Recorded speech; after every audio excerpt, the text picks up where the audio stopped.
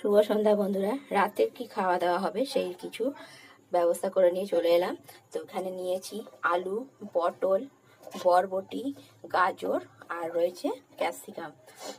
আর কিছুটা পনির বাড়িতেই ছিল, তো পনিরটাকে দিয়ে আজকে এই সবজিটা দিয়ে তরকারি করব। তো তার জন্য প্রথমে তো কড়াইতে আমি তেলটা গরম বসিয়ে দিয়েছি। আনাজ তো কেটে নেওয়াই হয়েছে। পনিরগুলোকে একটুখানি ফ্রাই করে নিতে হবে।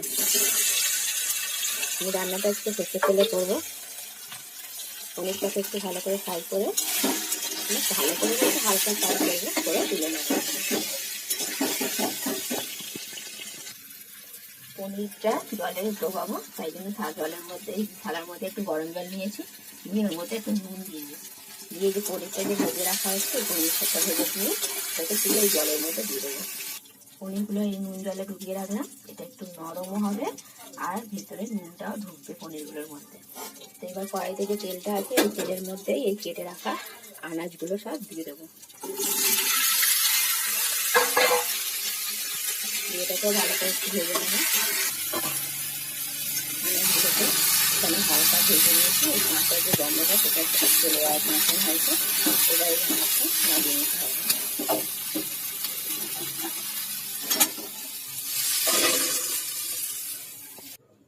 আনাজগুলো তো সব ভেজে তুলে নিলাম। পনির তো জলে ডোবানো রয়েছে। তো এখানে কড়াইয়ের মধ্যে আবার একটু তেল দিয়েছি। ফোড়নে দেবো একটা শুকনো লঙ্কা চিড়ে কেটে রেখেছি, 2 তেজপাতা, 5 ফোড়ন আর গোটা জিরে। ভালো করে একটু ভেজে নেবে।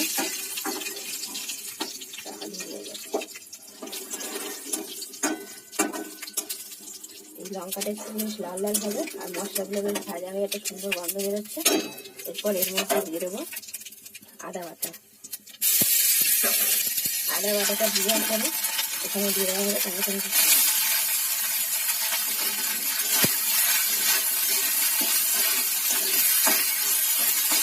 এখানে আদা টমেটোটা বেশ ভালো করে ভাজা হয়ে গেছে, কড়াই লেগে যাচ্ছে।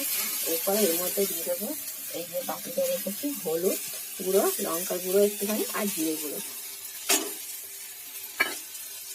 দেওয়ার পরে পনিরগুলো যে ভেজে নুন জলে ডুবিয়ে রেখেছিলাম সেই জল একটু দিয়ে দেবো,